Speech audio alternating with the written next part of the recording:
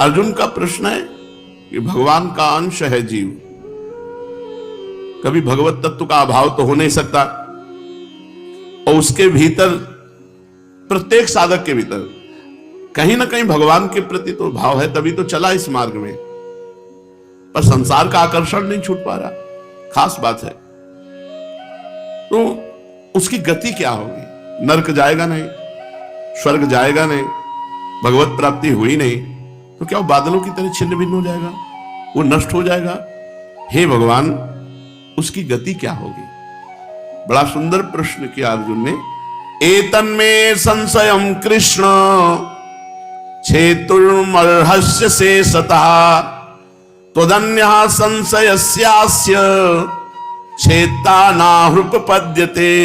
हे कृष्ण, मेरे मन में संदेह आ गया है, मेरे इस संदेह का सर्वथा छेदन करने के लिए आपसे बढ़कर कोई योग्य नहीं है, क्योंकि आप पूरे विधाता हैं, क्योंकि संशय का छेदन करने वाला केवल आप ही है। निर्णय तो आप ही बता सकते हैं, आपके सिवाय दूसरा कोई हो नहीं सकता। परमात्म प्राप्ति के उद्देश्य होने से साधक पाप कर्मों से तो सर्वथा रहित हो गया, स्वर्ग की आकांक्षा नहीं, भगवत प्राप्ति नहीं हुई, क्या वो बादलों की तरह छिन्न भिन्न हो जाएगा? इस संशय का सर्वथा छेदन करने वाला अन्य कोई हो नहीं सकता, क्योंकि इस गुत्थी को केवल आप ही सुलझा सकते हैं। कोई विद्वान अटकल लगा सकता है, क्योंकि वो त्रिकालज्ञ तो है नहीं। इसका उत्तर वही दे सकता है जो त्रिकालज्ञ, तीनों कालों को जानता है, भूत भविष्य वर्तमान। त्रिकालज्ञ आप हैं। अतः ऐसे योग भ्रष्ट की क्या गति होती है? मेरे अंदर ये संशय है, इस संशय को आपके सिवा कोई दूर नहीं कर सकता, आप इसे दूर कीजिए। श्री भगवान उवाच, भगवान बोले, बहुत सुंदर बोले, इसलिए बहुत हिम्मत करके अपने मार्ग में डटे रहने की जरूरत है। पार्थ नैवेह नामुत्र विनाशस्तस्य विद्यते नहि कल्याण कृत कश्चित् दुर्गतिम तात गच्छति। हे पृथानंदन, उसका ना तो इस लोक में और ना परलोक में कहीं हानि नहीं हो सकती, उसका विनाश नहीं हो सकता, क्योंकि तात कल्याणकारी साधन करने वाला कोई भी मनुष्य कभी दुर्गति को प्राप्त नहीं होता। जिसको अंत काल में भगवान का स्मरण नहीं हुआ और जीवन भर साधन भजन करता रहा, मन और इंद्रियां वश में नहीं कर पाया, उसका कहीं पतन नहीं हो सकता, दुर्गति नहीं हो सकती। पहली बात भगवान ने निर्भय कर दिया, दुर्गति नहीं हो सकती, पतन नहीं हो सकता। पार्थ नैवेह नामुत्र विनाशस्तस्य विद्यते। हे पृथानंदन, सच्चे हृदय से साधन करने वाले मनुष्य का ना तो इस जन्म में पतन होता है और न मरने के बाद ही पतन होता है। तात्पर्य है कि उसकी भजन में जितनी स्थिति बन चुकी है, उससे नीचे वो कभी गिर ही नहीं सकता। ये बहुत सुंदर बात भगवान के इस सिद्धांत में है, तभी हम लोगों की विजय है, नहीं तो दुर्गति पक्की है। क्योंकि मन वश में नहीं, इंद्रियां वश में नहीं, जब जो चाहे वो सब इनकी चाल चलती रहती है। पर हमसे जितना साधन भजन बन गया, अब इससे नीचे नहीं गिर सकता, कोई गिरा सकता, उससे नीचे वो नहीं गिरता। उसकी भजन साधन सामग्री अविनाशी है, कभी नष्ट नहीं होती। राधा राधा राधा। उसकी भजन साधना अविनाशी है, कभी नष्ट नहीं होती। उसका उद्देश्य भी कभी नहीं बदल सकता। जय हो। जैसे अपने लोग भजन में लगे, थोड़ा बारा जितना लगे हैं, तो आगे यही भजन बढ़ता चला जाएगा। उद्देश्य नहीं बदल सकता। हमारा जो उद्देश्य भजन का बना है, हमारी दुर्गति नहीं हो सकती, हमारा भजन नष्ट नहीं हो सकता, और हमारा उद्देश्य नष्ट नहीं हो सकता। उद्देश्य नहीं बदल सकता, चाहे वो जितनी बार जन्मे मरे। इसकी बात भगवान ने, बहुत धीमा साधन है तो कई बार जन्म मरण हो सकता है, लेकिन उसकी दुर्गति नहीं होगी, वो नरक नहीं जाएगा, उसका भजन नष्ट नहीं होगा, उसका उद्देश्य नष्ट नहीं होगा। जय हो। काफी तसल्ली मिली। भगवान बोल रहे हैं, कोई और थोड़ी बोल रहा है। हम तो कह रहे हैं कि ना होए भगवत प्राप्ति, यही बार बार होए कि राधा केली कुंज में आके हे खूब कीर्तन सत्संग भजन पूजा पूजा, हमारी भगवत प्राप्ति इतने में काफी है, इतने। और ये वृंदावन धाम का वास है भाई, रोज प्रातःकालीन सत्संग है और भगवत कीर्तन भगवत वाणी पाठ और श्री जी का दुलार और आरती पूजा, और हमें कौन सी भगवत प्राप्ति चाहिए? मतलब इतने से तो नीचे जाना नहीं, वृंदावन तो छूटेगा नहीं। जितनी स्थिति में आ गए उससे नीचे नहीं उतरना, इतनी काफी है, इतनी तो काफी आ गए कि वृंदावन धाम में वास मिल गया और रात दिन जैसा कुछ बनता है भजन साधन बन रहा है, अब तो चिंता ही नहीं है। और देखो ये धामवासियों की बात नहीं है, ये संसार की बात है, पूरे संसार की। धामवासियों का एक पर्सनल सूत्र है जो वृंदावन महिमामृत में लिखा हुआ है, उसको सुना है आपने, घोर पापी को भी भगवत प्राप्ति करानी मन। ये हमें हितधाम में अनुभव हुआ था कि जब वृंदावन में किसी का शरीर छूटता है तो वृंदा सखी की आज्ञा से सहचरियां आकर उसके कान में राधा नाम सुनाती है और वो श्री जी को प्राप्त हो जाता है। तो पूज्य कीर्तनिया बाबा थे, उन्होंने कहा कहाँ लिखा, कहीं पढ़ा क्या आपने? उनका छाती में लिखा पाया है। आज रात्रि में हमको ऐसा अनुभव हुआ तो उन्होंने कहा हाँ। शरणानंद जी कहते थे, जब उनसे कोई कहता था कि ये किस शास्त्र में लिखा है, तो बोले लिख लो, नया शास्त्र बना लो, नया शास्त्र बना लो। तो जे रेणु पर मरिबो मंगल आए। कैसे मंगल होता है? सहचरिया कान में आके राधा नाम सुना देते हैं। जितनी भजन की स्थिति बन गई है, इससे नीचे तो कभी उतरना नहीं, नरक जाना नहीं, दुर्गति होनी नहीं। हाँ, जन्म मरण कई लग सकते हैं, क्योंकि शिथिल साधन होने पर तो कोई घाटे का सौदा तो है नहीं। जन्म और मरण मूर्छा में होता है, जीव को इतना कष्ट होता है कि मूर्छित हो जाता है। मूर्छित अवस्था में बाहर निकलता है गर्भ से, और मूर्छित अवस्था में ही मृत्यु होती है। भयंकर कष्ट में मूर्छा आ जाती है, उसका पतन नहीं हो सकता। जैसे भरत मुनि भारतवर्ष का राज्य छोड़कर एकांत में गंडकी नदी के किनारे तपस्या करते थे। वहां दया परवश होकर वे हरिण के बच्चे में आसक्त हो गए और अंतिम समय उनका स्मरण हिरण का ही हुआ, तो उनको अगला जन्म जो है हरिण का हुआ। परंतु जितनी तपस्या त्याग भजन भरत के शरीर में था, उतने हिरण के शरीर में था। गंडकी नदी में ही शरीर को खड़ा करके निरंतर भगवान के भजन में डूबे रहते।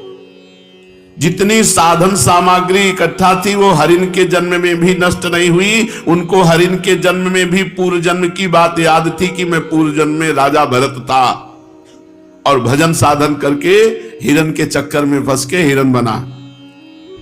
अतः वे हरिण जन्म में बचपन से ही अपनी मां के साथ नहीं रहे, कभी हरे पत्ते नहीं खाए कि आसक्ति ना हो जाए, सूखे पत्ते खाते। तात्पर्य यह है कि अपनी स्थिति से ना गिरने के कारण हरिण के जन्म में भी उनकी वही साधना चलती रही, उनका पतन नहीं हुआ।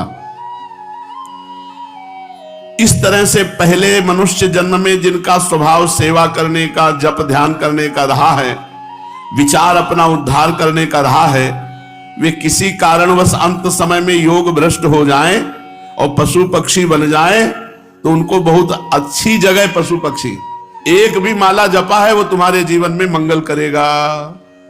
ये भी अविश्वास मत करो कि इतना माला जप करे, इतना भजन करे, कुछ होगा कि नहीं होगा। देख लो, पशु पक्षी भी बनेंगे तो बहुत वीआईपी जगह के, और बहुत अच्छा वातावरण उनको मिलेगा, भागवतिक वातावरण मिलेगा। अब जैसे यहां भी तो है कुत्ते कबूतर, धाम में पशु पक्षी सब है मंगल में। वृंदावन धाम के पशु पक्षी भगवान नाम कीर्तन सुन रहे हैं, खूब अंगूर और फल फूल सेव संतरा लोग आते हैं, बंदरों को डालते, खूब खा पी रहे हैं, भगवान का चिंतन भजन हो रहा है। अब ये भगवान का भजन करते हैं, ये गुटुर को राधे श्याम करते हैं। तुम्हें क्या पता, ये जो कबूतर है ये सब भगवान नाम जप करते हैं। मोर पुकारता रहता, कहाँ हो पियाज, कहाँ हो पियाज, सब ये इनकी भाषा समझनी। उसका भजन स्वभाव संस्कार नष्ट नहीं होगा।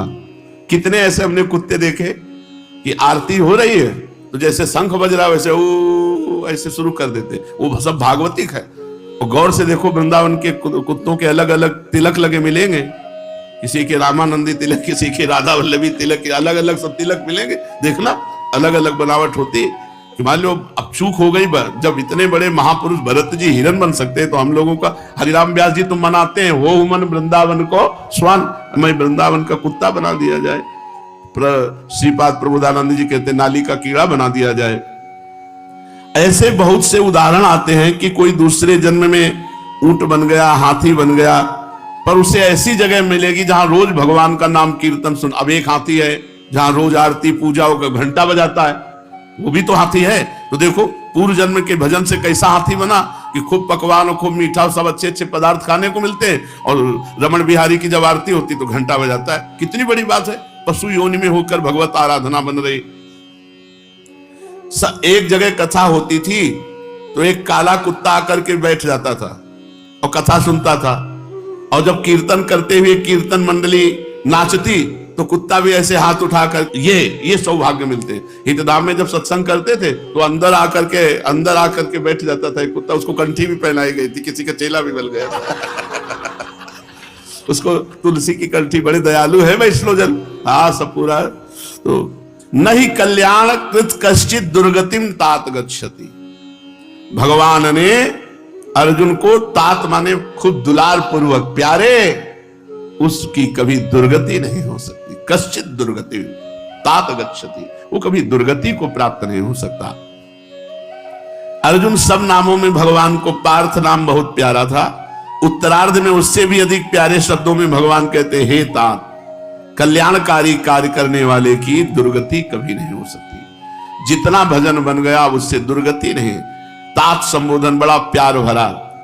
भगवान ने मानो समस्त साधकों के लिए प्यार से आश्वासन देते हुए बात कही कि जो मेरा नाम जप करता है, जो पाठ करता है, जो भजन करता है, जो सत्संग करता है, पर इंद्रियां और मन वश में नहीं हुई, अंतिम समय मेरा स्मरण नहीं हुआ, तो उसकी दुर्गति नहीं होगी। किसी भी साधना से सच्चे हृदय से भगवान की प्राप्ति के मार्ग में लग जाने पर उस साधक की कभी दुर्गति नहीं होती। उसकी दुर्गति नहीं होती है कहने का तात्पर्य, जो मनुष्य कल्याणकारी कार्य में लगा हुआ है, जिसके लिए मनुष्य शरीर मिला है, उस अपने असली काम में लगा हुआ है, सांसारिक भोग संग्रह में आसक्त नहीं है, वो चाहे किसी मार्ग से चले उसकी दुर्गति नहीं होती। कारण कि उसका ध्येय चिन्मय परमात्मा है, उसका पतन नहीं होता। उसकी रक्षा मैं करता हूं तो उसकी दुर्गति कैसे हो सकती है? जन्म भले हो सकते हैं, कोई परेशानी नहीं। प्रेमी भक्तों ने तो जन्म मांगा है, जन्म जन्म रति राम पद या वरदान, जे जो नि जन्मो कर्म बसता राम पद अनुराग हो। भगवान कहते मेरी दृष्टि में रहता है। आज मान लो हम सब भगवान की दृष्टि में हैं, भैया अपनी दृष्टि में रखो, जामन आवे भेजो, क्या परेशानी है? जो मनुष्य मेरी तरफ चलता है, बहुत ही आनंददायक वचन है, विश्वास करने लायक है, और भजन में उत्साह बढ़ेगा। जो मनुष्य मेरी तरफ चलता है, अपना परम हित करने के लिए उद्योग करता है, मैं उसे बहुत प्यार करता हूं, पर छुप छुप के प्यार करता हूं। इनकी आदत है छुप के प्यार करना। जैसे किसान सो गया और रात में मेघ बरसे, सुबह जगह देखा पूरी खेती भरी हुई है, ऐसे छुप छुप करके सहायता करते हैं, छुप छुप करके अपने भक्तों को प्यार करते हैं। क्योंकि वास्तव में वो मेरा है, वो संसार का नहीं है, मेरा अंश है। उसका वास्तविक संबंध मेरे साथ है, संसार से नहीं। संसार के साथ उसका वास्तविक संबंध नहीं है। उसने मेरे साथ इस वास्तविक संबंध को, असली लक्ष्य को पहचानने का प्रयास किया। अब निष्फल हो गया तो उसकी दुर्गति नहीं होगी। इसमें हार में भी विजय है।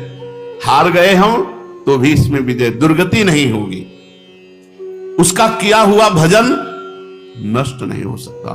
कितना भी बड़ा अपराध बन जाए, भजन नष्ट नहीं होता। अपराध का दंड मिलेगा पर भजन नष्ट नहीं होगा। कभी कभी देखने में वो मोहित हुआ सा दिखता है, स्त्री में मोहित हो गया, धन में मोहित हो गया, खान पान में मोहित हो गया, भोगों में मोहित हो गया। कभी कभी मेरे साधन पथ में चलने वाला उपासक मोहित हुआ सा दिखता है, परंतु उसका साधन भी छूटता हुआ दिखता है।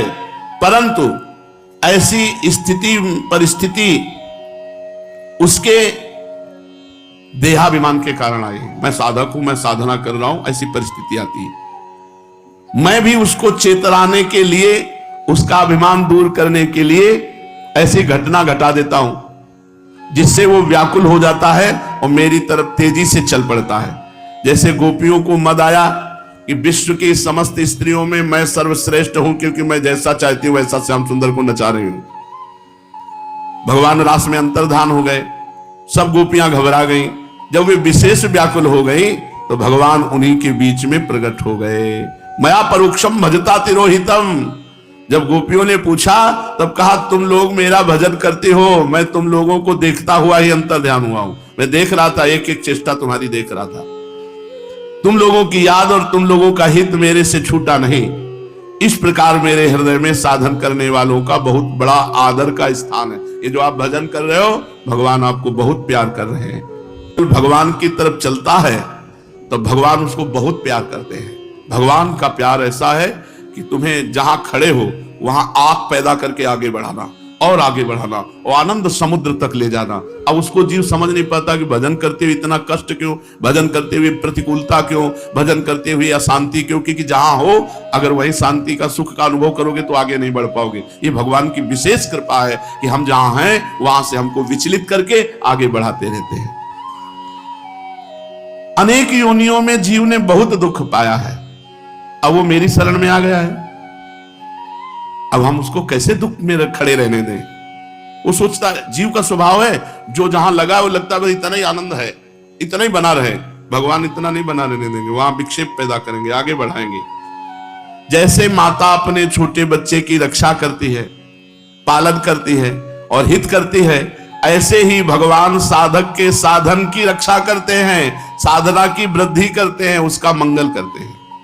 तात्पर्य हुआ, जिसके भीतर एक बार भजन शुरू हो गया, एक बार भजन के संस्कार पड़ गए, तो ये भजन के संस्कार अविनाशी हैं, ये कभी छूटने वाले नहीं हैं। कारण कि उस परमात्मा के लिए जो काम किया जाता है वो सत हो जाता है। कर्म चैव तदर्थीयम सदित्येवाभिधीयते, सदित्येवाभिधीयते, अर्थात सत का कभी अभाव नहीं होता है। ना सते विद्यते भाव, ना भाव विद्यते सता, ना भाव विद्यते सता, सत का कभी अभाव नहीं होता। इस बात को भगवान यहां कह रहे हैं कि कल्याणकारी भजन करने वाले मनुष्य की कभी भी दुर्गति नहीं होती। उसके जितने सद्भाव बने, जैसा स्वभाव बना है, वो प्राणी किसी कारणवशात किसी योनि में चला जाए, किसी परिस्थिति में पड़ जाए, तो भी उसका सद्भाव कल्याण करके ही छोड़ेगा, उसे परिस्थितियों में फंसा रहने नहीं देगा। अगर वो किसी कारण से किसी नीच योनि में भी चला जाता है तो वहां भी अपने सजाती योनि वालों की अपेक्षा उसके स्वभाव में फर्क रहेगा। जिसका स्वभाव अच्छा बन गया है, जिसका स्वभाव सद्भाव बन गया है, वो जैसे नीच योनि में सांप बिच्छू आदि भी बन जाए तो वो सांप बिच्छू आदि के अनुरूप व्यवहार नहीं करेगा, वो शांत रहेगा, किसी को काटेगा नहीं, किसी को दुख नहीं देगा।